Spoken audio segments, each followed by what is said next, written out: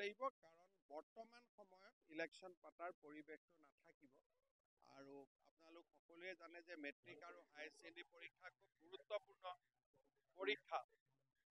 আমাৰ মন আছিলে যে আমি যদি ৩ তাৰিখ বা ২ তাৰিখে যদি অধিসূচনা দিব পাৰিলোহেঁতেন, মেট্ৰিক পৰীক্ষা 10 দিন আগতে আমাৰ পঞ্চায়ত ইলেকশ্যনটো সম্পূৰ্ণ হৈ গ'লহেঁতেন।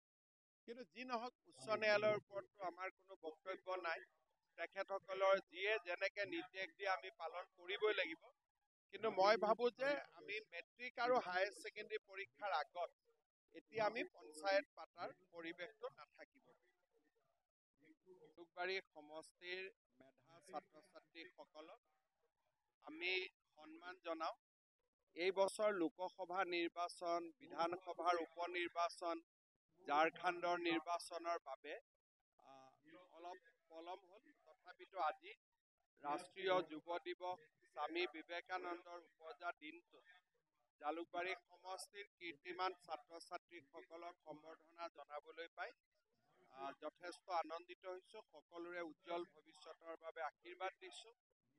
সকলোৱে যাতে নিজৰ পিতৃ মাতৃৰ গৌৰৱ বঢ়াব পাৰে, সমাজৰ গৌৰৱ বঢ়াব পাৰে আৰু অসমৰ নাম উজ্বলাব পাৰে, তাৰ বাবে সকলোকে শুভেচ্ছা জনাওঁ। পঞ্চায়ত নিৰ্বাচন অনুষ্ঠিত কৰিব পাৰি বুলি গুৱাহাটী উচ্চ ন্যায়ালয়ে এটা ৰায়দান কৰিছে। কিন্তু আজি 13 তাৰিখ, 12 তাৰিখ, আজিৰ পৰা যদি এমাহৰ ভিতৰত আমি পঞ্চায়ত ইলেকশ্যন অনুষ্ঠিত কৰোঁ, সি মেট্ৰিক পৰীক্ষা আমাৰ 14 তাৰিখৰ পৰা হায়াৰ ছেকেণ্ডেৰী পৰীক্ষা অনুষ্ঠিত হ'ব।